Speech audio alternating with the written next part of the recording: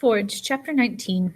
We woke Christmas morning to snow as high as my knees, with more falling from the sky. After walking 2 steps from the tent, what was left of Sylvanus's shoes fell completely apart.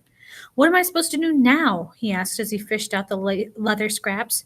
Before anyone could answer, the rattle-trap wagon came along the road, pulled up by a horse that was more bone than flesh, and the driver climbed down. "You fellows are the last of the New Hampshire, right?" "Aye," said Sergeant Woodruff.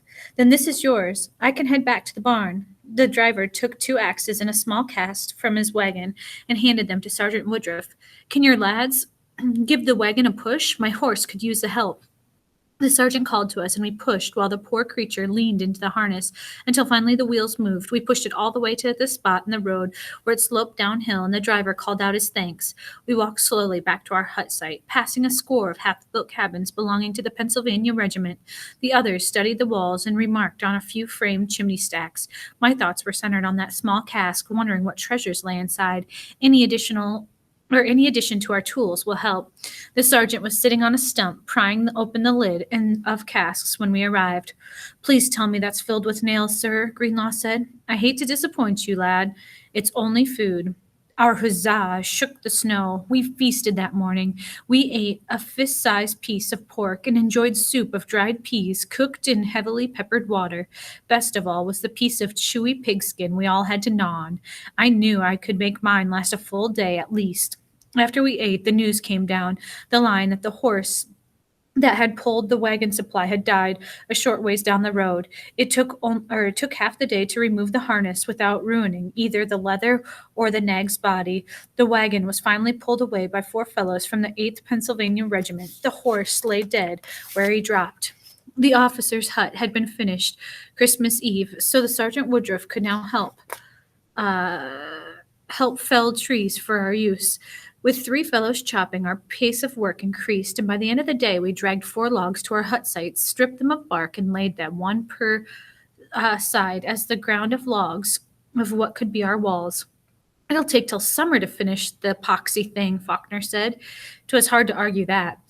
We had supper then, the rest of the pea soup, which amounted to half a cup for each of us, and I stuck my piece of pigskin into the bowl for flavor. When I licked the bowl clean, the skin went back into my mouth for chewing. I swallowed it without intending to, and I missed it sorely. No one wanted to turn in early, for it was Christmas. John Burns disappeared into the dark when a few fellows from Pennsylvania started to sing carols. Sylvanus, too, though he returned in short order carrying handfuls of long strands of horsehair. Some of the fellows protested this abuse of the horse's corpse.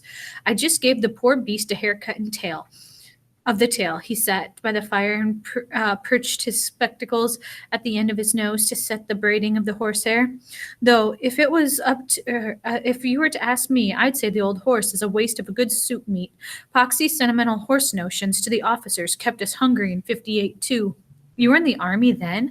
asked Greenlaw. Sylvanus nodded, his fingers braiding so fast that they were a blur. "I joined when we went to war against the French. I learned a few things about fighting, so I signed up again when it came time to fight the British too."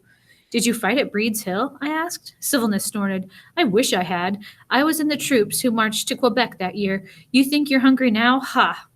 We're truly starving at one point. We had just the head of a squirrel left to eat." "What did you do?" I asked. Sylvanus plucked the thread off of his cuff and tied it to the cord that he had braided. "We killed one of the dogs, mixed up the meat with the squirrel's head, added some candle wax, and ate the whole thing."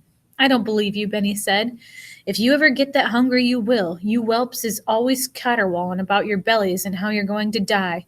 He pulled out the 2 pieces from his shoe and the bag slung over his shoulder. He set them on his foot and wrapped the cord around the shoe to hold it together. "Long as you get a smidgen of grub or fire cake or squirrel head every day, you'll last for months."